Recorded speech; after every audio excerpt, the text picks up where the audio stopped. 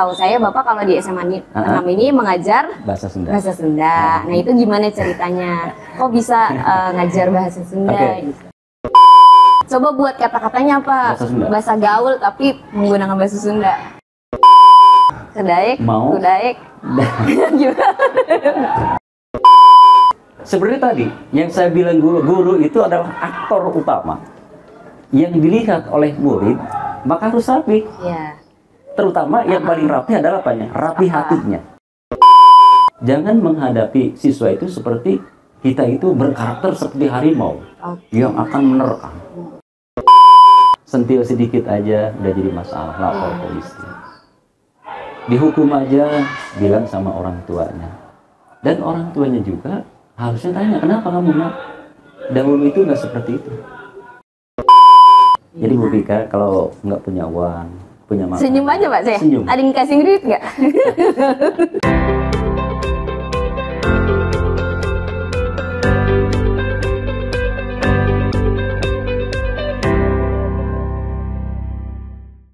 Halo sahabat Sistem, selamat datang di podcast Sistem. Kita di sini akan melakukan podcast untuk mengenal lebih dekat dari keluarga besar Sistem. Oke, di sini bintang tamunya pasti kalian sudah kenal semua, yaitu kita hadirkan Bapak Ujang Sujana SPDI. Tenet. Ya, gimana Bapak kabarnya hari ini? Alhamdulillah, ya kabar baik, alhamdulillah ya. Oke, terima kasih ya Pak sudah menyempatkan waktu untuk melakukan kegiatan podcast hari ini. Ya, sebelumnya kan saya memang sudah kenal Bapak ya. Tapi mungkin yang lainnya belum mengenal sosok seorang guru besar kita, Bapak Ujang Sujana. Nah, di sini bisa Bapak mungkin lebih jelas lagi dulu waktu masih kecilnya sampai sudah besar sampai sekarang ini itu seperti apa. Ya, mungkin sebelumnya saya mau tanya Bapak dulu itu lahir di mana ya Pak? Saya lahir di Karawang. Lahir di Karawang. Tepatnya yaitu di Rengas Dengklok ya. Iya. Tumbuh besarnya di Karawang juga? Jadi semenjak saya kecil, yaitu kemudian saya juga sekolah pernah di Pebayuran, yaitu Cikarang. Di Cikarang. Itu bersama keluarga di Cikarang. Bersama keluarga, ya. Berapa bersaudara ya Pak? Saya anak pertama. Kemudian ada lagi adik saya, dua. Tapi yang satu sekarang sudah menikah. Oke. Nah, untuk pendidikan dari SD sampai kuliah itu di mana saja ya Pak, bisa dijelaskan? Oke. Pendidikan pertama yaitu SD. Saya mengenyam SD itu di daerah Pebayuran. Ya, Desa Karangpatri. Ya, Cikarang masuknya. Kemudian setelah 6 tahun saya yaitu hijrah ke SMP. SMP yaitu di Karawang juga. Namanya SMP Negeri Tirtaja 1. Di Pebayuran, terus pindah ke Karawang lagi. Iya, ke Karawang. Nah, setelah itu saya mengenyam 3 tahun, kemudian saya melanjutkan ke SMA. Kalau dulu kan rata-rata orang cenderungnya pada pilihan untuk SMA. Ya, beda dengan sekarang. Lanjut. Nah, terus lanjut setelah saya 3 tahun di SMA, yaitu pada saat itu saya memang berniat untuk yaitu kuliah. Namun kuliah yang saya harapan pada saat itu adalah ekonomi. Nah, saya ingin yaitu daftar ke Universitas Borobudur yang di Kalimalang ini. Ya, yang di Bekasi ya Pak? Ya, arah-arah Kalimalang situ. Kemudian pada saat itu orang tua tidak mengizinkan. Kenapa tidak mengizinkan pada saat itu? Orang tua saya berangkat haji. Berdua. Di tahun yaitu 1994. Saya baru lahir itu pas iya, baru lahir itu. Iya Pak, benar. Saya berarti udah kemana-mana itu. Iya, lanjut Pak. Nah, setelah itu, kemudian 1994 itu, jadi kata orang tua gini nih. Apa tuh Pak? Jang, kamu sekarang jangan kuliah. Yaitu Bapak ada, tapi untuk biaya berangkat haji. Dengan ibu gitu kan. Jadi udah nggak usah kuliah sekarang. Terus apa yang saya lakukan sekarang itu? Apakah kerja? Apa ngapain saya? Gitu kan. Pada saat itu orang tua itu juga pada saat itu nyantren aja sekarang.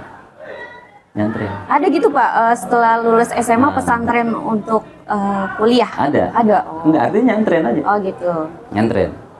Nah akhirnya saya dengan tadinya berat, akhirnya dengan suruhan orang tua, sami'na wa ata'na, saya ikutin aja. Iya. Ini barangkali orang tua nyuruh yang terbaik. Betul. Walaupun berat. Iya. Akhirnya saya awal nggak betah di pesantren. Nah ketika di pesantren itu sebulan 2 bulan kurang lebih betah, saya nyamanin aja dah. Itu di daerah mana ya Jakarta. Pak? Oh di Jakarta juga. Tepatnya di Jakarta Selatan. Oke.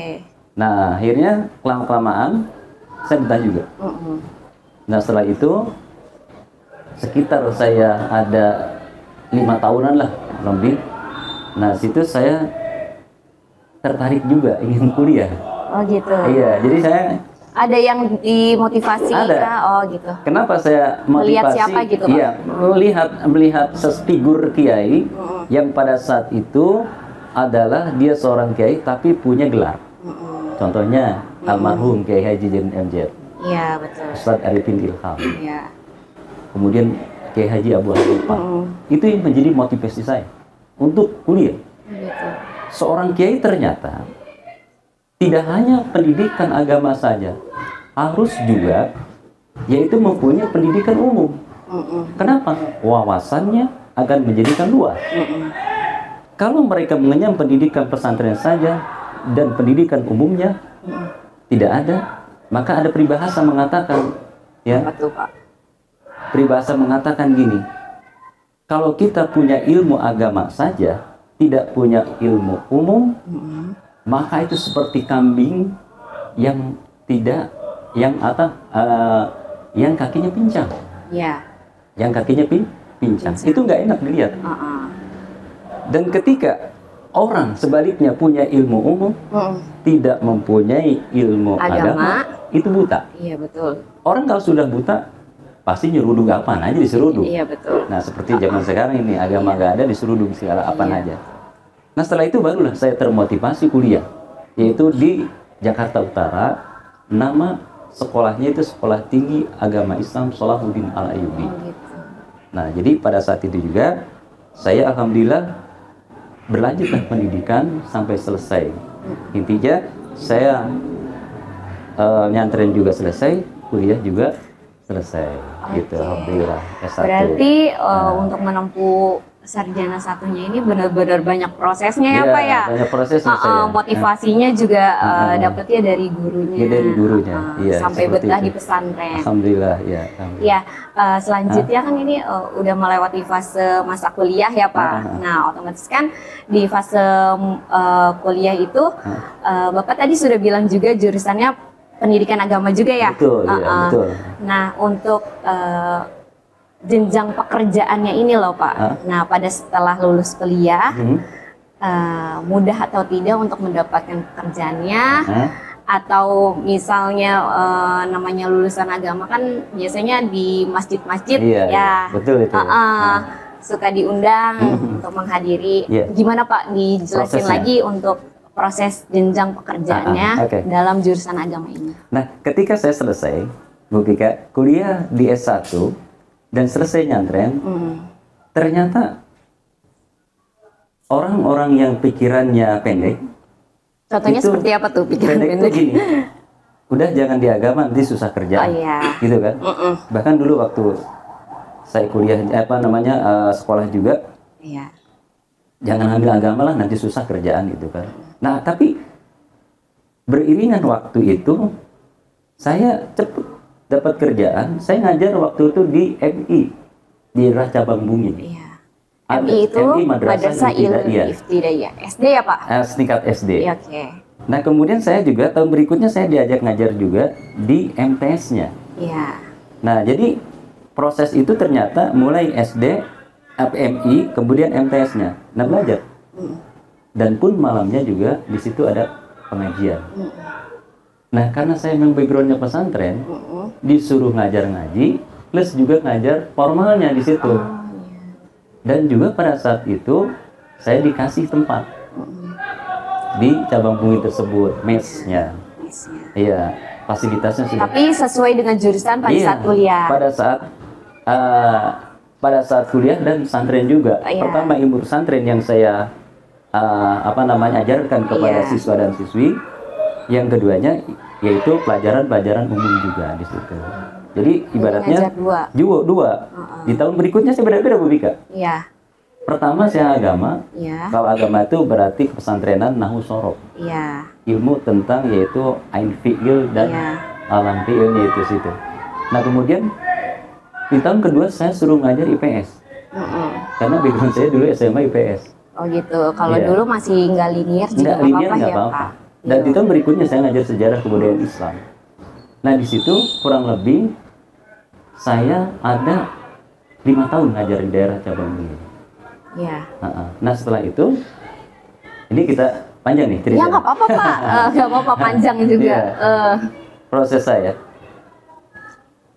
Jadi ketika saya selesai di cabang Muin 5 tahun, saya pengen hijrah nih ke daerah yang agak ramean. Iya. Daerah Bekasi, yaitu letaknya di Pondok Timur. Saya pernah ngajar di Abdi Negara. Tapi itu maaf Pak, lokasi rumahnya itu di mana tuh? Pada saat itu. Pada saat itu. Nah jadi gini. Kan di cabang Bungin di sana, kan main ke timur. Itu waktu itu bujangan Bu Bika. Oh iya. Ya, bujangan. Jadi bujangan bebas kemana aja. Iya. Nah setelah itu saya ingin ngajar ke daerah yang agak rame. Iya. Dari ngajar yang sepi, sekarang yang kerame. Yaitu di Yayasan Abdi Negara. Yang sekarang juga masih ada. Mungkin sekarang udah ganti nama. Nah terus ngajar lagi. Saya background agama, di sini dibutuhkan juga bahasa Sunda. Gitu. Awal ngajar. Karena saya orang Sunda. Iya betul. Itu jenjang SD. tempat mengajarnya SD. SD ya. Iya.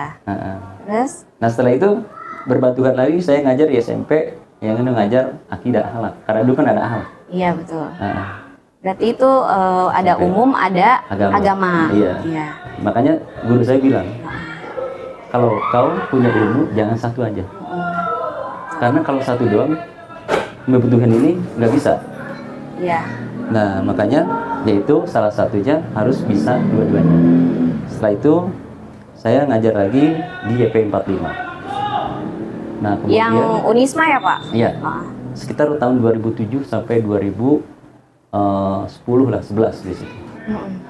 Nah kemudian nyambung lagi saya ngajar yaitu ke Karya Gunajaya tahun 2009 sampai dengan ya tahun sekarang. Kemudian saya ngajar SMP 4. Kemudian karena waktu yang kurang tepat, akhirnya saya mundurkan diri. Dan yang saya ambil sekarang ngajar 2. Iya, Pak. SMK dengan SMA 6. Di SMK itu mata pelajaran apa Pak? Saya agama. Agama. Iya, agama. Jadi total Bapak selama mengajar itu berapa tahun nih Pak? Dari muda sampai sekarang? Kalau saya sengajar dari tahun 2000, Mufika, sekarang sudah tahun berapa? Berapa tuh ya? 2024. Iya.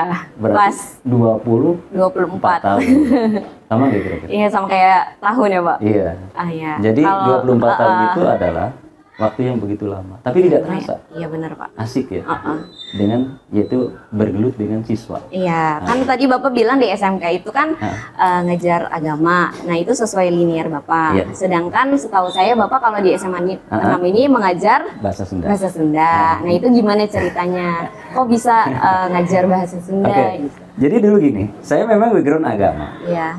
Di tahun 2009, 2010 saya daftar yaitu sertifikasi. Ya. Tapi yang departemen agama waktu itu departemen ya, dia tidak mengadakan. Oh gitu. Tidak ada base camp tentang yaitu PAI. 2011 nggak ada juga. Saya ke dinas, wah Pak ini mah katanya Bapak harus ke depan. Di depan juga ke dinas lagi. Jadi saling tendang-tendangan aja. Oh. Bukan sekedar saya. Teman-teman saya juga seperti itu. Yang di PAI. Iya. Ya. Karena khawatir nggak terangkat dan nggak jelas. Ibaratnya Bu Vika gini. Saya mau ke Solo, ya, naik kereta atau naik mobil, penumpang penuh. Saya lebih baik walaupun berdiri, berdiri ikut aja. Masa ya di Cirebon nggak ada yang turun? Iya, betul. Nah, prinsip saya seperti itu. Ya. Akhirnya saya ngikut aja. Nah, kenapa ngikut? Karena pada saat itu orang dinas menawarkan. Bapak gini aja nih, katanya. Bisa emang Pak? Bisa. Syaratnya Bapak itu adalah yang penting punya SK bahasa Sunda, SK ngajar aja. Ya. Nah, lampirkan aja SK. Terus masalah ijazah Pak? Nggak masalah itu mah. Enak ya Pak ya? Iya. Nggak pakai ijazah dulu kuliah. Yang penting SK-nya aja sama dari yayasan, katanya seperti itu. Nah, akhirnya saya dengan rekan-rekan saya pun juga ikutlah. Berarti itu berbarengan sama teman-teman PAI. Dia ada yang BK, ada yang PKN, macam-macam lah. Nah, kemudian dites, yaitu di SMA Cikarang Utara itu. Nah, lulus, kemudian ikutlah sertifikasi ke Bandung 10 hari pada saat itu. Dan lulus juga, alhamdulillah. Bukan jurusannya, tapi lulus ya Pak ya. Karena kan Bapak juga orang Sunda tadi. Gitu. Dapatlah sertifikat. Gitu. Bahasa Sunda. Dan akhirnya pada endingnya saya bisa ngajar dengan sertifikat saya ngajar bahasa Sunda di SMA LAK. Nah, gitu. Sekarang kita relax dulu ya Pak ya. Nih, kan Bapak kan di sekolah ini kan terkenal nih, Bapak ini ganteng, ya kan? Iya. Nah, pasti kan banyak siswa-siswa yang fansnya banyak tuh. Tanggapan Bapak tentang fans itu kayak gimana Pak? Iya, jadi gini, ketika kita disenangi oleh alhamdulillah. Makanya gini, saya dengan ngobrol dengan para pengawas, ya, seorang guru itu tampilannya harus keren. Iya betul. Karena guru adalah figur dan aktor utama. Iya. Kita lihat para aktor-aktor film itu. Mata saya langsung lop-lop. Pengawas bilang, kalau nggak salah Pak Rahman Sitanggang, dia bilang gini, nih kayak Pak Ujang nih rapi, gitu kan? Kalau guru, kalau pakaiannya juga asal-asalan, iya betul. Boro-boro dia mau seneng dengan pelajarannya. Iya. Baru melihatnya aja nggak suka. Maka salah satunya cerminnya harus rapi. Iya betul. Ya harus rapi. Maka ketika kita hadapi dengan murid-murid tersebut, antusias, akan senang, gitu. Nah, dengan bahasanya juga yang bagus, dengan santun. Nah, jadi menghadapi itu siswa itu, kalau kata teman saya, jangan menghadapi siswa itu seperti kita itu berkarakter seperti harimau yang akan menerkam. Jadi harus adalah senyum, menegur, menyapa, dan yaitu siswa pun akan senang kepada kita. Jangan baru masuk udah merenggut, ada nggak kayak gitu? Senyum salam sapa ya Pak ya? Senyum salam sapa, senyum salam sapa, yaitu sopan santun lah misalnya. Jadi karakter itulah yang dibangun, jadi senang. Oke. Terus ada nggak sih Pak pengalaman menarik semasa mengajar bahasa Sunda? Ada yang menarik. Jadi kalau saya ngajar bahasa Sunda itu biasanya, yang pertama harus apa? Apa Pak? Hafalan. Misalnya bodas, berem, hejo gitu kan. Itu harus apa? Ya, terus ketika saya anak suruh menyiapkan harus pakai bahasa Sunda. Oh gitu, berarti dalam pembelajaran Bapak itu harus wajib menggunakan bahasa Sunda? Oh, wajib. Bahasa Sunda. Nggak sunnah lagi, harus wajib. Oh iya. Kenapa? Supaya terbiasa. Orang bisa karena biasa. Orang nggak bisa karena nggak biasa. Iya. Sampai izin pun pakai bahasa Sunda. Gitu. Kenapa? Nanti dia terbiasa. Misalnya wilujeng enjing Pak, sampurasun Pak. Nah gitu, jadi terbiasa aja. Jadi anak-anak tuh ternyata diserap oleh beliau. Iya. Gitu. Iya benar Pak. Diserap. Karena kan kita memang tinggalnya juga di wilayah Jawa Barat ya Pak ya. Iya betul. Nah, tadi kan flashback lagi nih Pak. Bapak kan aslinya Karawang ya? Karawang ya. Nah itu biasanya bahasanya kan bahasa Sunda kasar. Nah untuk pembelajaran bahasa Sunda sendiri kan bahasanya halus itu ada kesulitan atau tidak Pak? Awalnya memang ada kesulitan. Memang saya sehari-harian biasanya pakai bahasa Sunda yang apa ya? Bahasa Sunda yang standar aja gitu, nggak lemes, nggak seperti Sunda Bandung, Sumedang ya. Tapi kalau Karawang ya katakan kasar. Tapi ketika saya mengajarkan kepada anak-anak Sunda yang sedang aja. Oh gitu. Karena tingkatan Sunda itu ada kasar, ada sedang, Sedang. ada halus. Ada yang gaul nggak Pak? Hah? Ada yang gaul nggak? Apanya tuh? Bahasa Sunda gaul. Gaul. Coba contohin gimana Pak? Bahasa Sunda gaul. Sunda gaul, misalnya Sunda gaul itu ya contohnya ya gimana ya, anjeun gitu kan. Apa tuh artinya? Anjeun kamu. Aku. Silaing gitu kan. Silaing kamu juga. Silaing. Silaing. Coba buat kata-katanya apa? Bahasa Sunda. Bahasa gaul tapi menggunakan bahasa Sunda. Bahasa gaulnya contohnya gimana nih? Contohnya kayak anak-anak sekarang kan Iya. bahasanya gaul-gaul gitu ya. Coba gimana Bapak bisa nggak? Kan kadang-kadang kemarin saya pernah lihat tuh Bapak coba motivasi hari ini Pak pakai bahasa Oh, Sunda. pakai bahasa Ya Sunda. coba gimana? Pakai bahasa Sunda gini misalnya nih. Sing bager, ya. Sing balager, sing cager, kudu daek, yaitu apa namanya berehan gitu kan. Jadi Apa tuh artinya Pak? kita ini adalah harus bager itu harus baik, harus sehat Iya. kepada sesama dan badan kita sehat. Maka dulu saya ingat aja nih Apa tuh? pepatah orang Sunda. Dulu Iya. ada gubernur namanya Kang Aher, Ahmad Heriawan. Dia pernah begini, Sunda itu ya, sing bisa, kudu bisa, sabisa-bisa. Iya. Ya, sing bisa, kudu bisa, sabisa-bisa. Artinya tahu nggak? Nggak tahu. Harus bisa, kudu bisa, sebisa-bisa. Bisa-bisa. Artinya apa? Ketika hidup dimanapun juga harus bisa. Iya. Yang terakhir ada lagi, pepatah orang Sunda. Daek, tedaek, kudu daek. Kedaek, Mau. kudaek. Gimana? Kedaek, kudaek. Daek, Daek, tedaek, kedaek, kudu daek. kudu daek. Artinya tahu nggak? Nggak tahu Pak. Daek, Cakep. Nggak cakep. belum juga disebut. Belum. Daek itu mau, enggak mau, harus mau. Ya, gitu. Itu ya Iya. sudah. Oke, balik lagi nih ke pertanyaan yang sebelumnya. Tadi kan Bapak sudah bilang juga kalau menjadi guru itu kan dilihat dari penampilannya. Betul, nih, ya kan. Nah, biar penampilan guru-guru di SMA 6 ini biar kece-kece tuh Betul. gimana Pak tipsnya? Tipsnya sebenarnya tadi yang saya bilang, guru itu adalah aktor utama yang dilihat oleh murid, maka harus rapi. Iya. Terutama yang paling rapi adalah apanya? Rapi hatinya. Oh, iya. Ke anak-anak itu harus sayang, Iya, betul. harus mengayomi. Yang saya bilang tadi adalah ketika kita datang itu tegur sapa dengan senyum. Karena senyum sebagian daripada ibadah. Ya. Tabassumuka fi wajhi akhi laka sodako. Senyummu terhadap saudaramu sodako. Jadi Bu Vika kalau nggak punya uang, punya makan, Senyum aja Pak saya. Senyum. Ada yang kasih duit nggak? Insya Allah yang saya.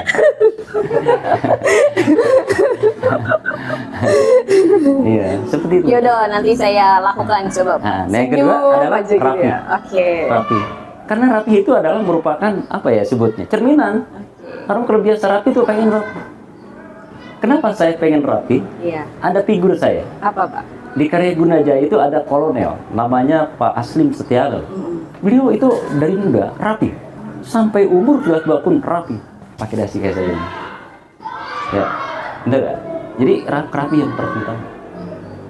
Jadi Ada sosok yang iya, memotivasi Bapak yang ada. rapi Jadi ya. setiap yang saya pakai itu ada yang memotivasi saya. Dia bilang gini, dulu itu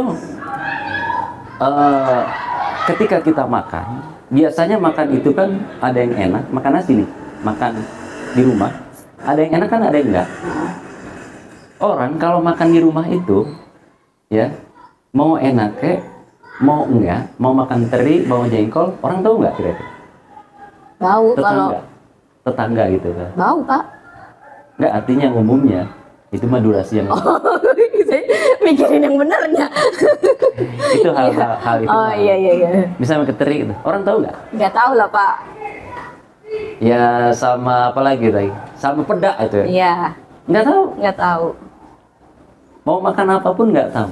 Makan garam juga orang nggak tahu. Tapi Bu Pika, orang kalau pakai baju, karena baju itu dipakai keseharian keluar, orang kan tahu nggak? Nggak tahu. Orang tahu nggak kita pakai baju nih ke jalan? Pakai baju ke jalan. Rapi enggaknya orang berarti melihat nggak pada? Melihat tahu. Itulah beliau, prinsip beliau seperti itu. Jadi sesuatu yang kelihatan oleh manusia harus tertutup rapi dan baik, gitu ya filosofinya, paham ya? Nah tentang kayak gitu aja sih, itu ada motivasi bagi saya. Jadi kuliah ada motivasinya, pakaian rapi pun punya motivasi dari seseorang. Nah, gitu. Nah untuk pertanyaan terakhir ya Bapak, masalah pendidikan kita ini menurut Bapak itu seperti apa sih Pak? Pendidikan kita di zaman sekarang dan dahulu itu jelas berbeda Pak. Teknik mengajarkan dulu itu, guru itu misalnya mengajarkan bahkan keras dulu itu, kudu bisa. Kalau nggak hafal tangan, kalau nggak hafal juga kadang-kadang suruh diri di depan, ya. Jadi jauh beda ya Pak Jauh ya, beda. dari kan ibaratnya Bapak udah 24 tahun mengajar, jadi tahu perkembangan pendidikan dari awal. 24 tahun yang lalu ya. Iya. Nah tapi ketika mereka itu dihukum oleh gurunya, tidak ada yang marah, justru akan berbalik terima kasih. Andai kata dahulu tidak dihukum, tidak disuruh maju ke depan angkat kaki dan menjewer kuping, nggak akan menjadi manusia yang berkualitas. Tapi beda dengan sekarang, apalagi sentil sedikit aja udah jadi masalah, lapor polisi, dihukum aja bilang sama orang tuanya, dan orang tuanya juga harusnya tanya kenapa kamu nak, dahulu itu nggak seperti itu. Kalau kita ngadu ke orang tua, kita yang beda. Kamu salah nak, nggak mungkin seorang guru menghukum kamu kalau kamu nggak salah. Nah itulah perbedaannya. Dan kurikulum pun juga sama. Dahulu itu kurikulum seperti biasa aja. Tapi ketika metode pembelajaran biasa, anaknya juga bisa memahami dan sungguh-sungguh. Tapi beda dengan sekarang. Kaitannya dengan, yaitu dengan media massa sekarang. Cenderung ke pelajaran kurang menarik, ke media massa lebih menarik. Menarik ya Pak. Bahkan yang lebih ironisnya lagi, ketika suruh ngaji dan sholat, dia lebih senang main game. Ya, main HP. Main HP. Ya. Jadi ajakan seorang guru, ajakan seorang orang tua sudah tidak diindahkan. Maka kembali lagi, harus dididik benar-benar. Nah gitu pendidikan di zaman sekarang ini. Harus ekstra sekarang ini. Iya betul. Dengan bahasa-bahasa yang memang, yang baik. Yang baik ya. Yang tidak menyinggung yang ya tidak Pak ya. menyinggung perasaan dia. Sehingga kalau keras dengan zaman dahulu, dia akan mentah. Iya betul. Nah sekarang mah pelan-pelan kalau anak sekarang. Iya, harus dituntun Pak ya Pak ya. Iya gitu. Oke, terima kasih Bapak atas penjelasannya, pengalamannya yang sudah diceritakan gitu. Terima kasih juga atas waktunya. Ya, sama-sama. Mungkin nanti kalau ada kesempatan kita podcast lagi ya Pak ya. Siap. Terima kasih. Sampai jumpa lagi kita di Six Time Podcast. Ya, oke.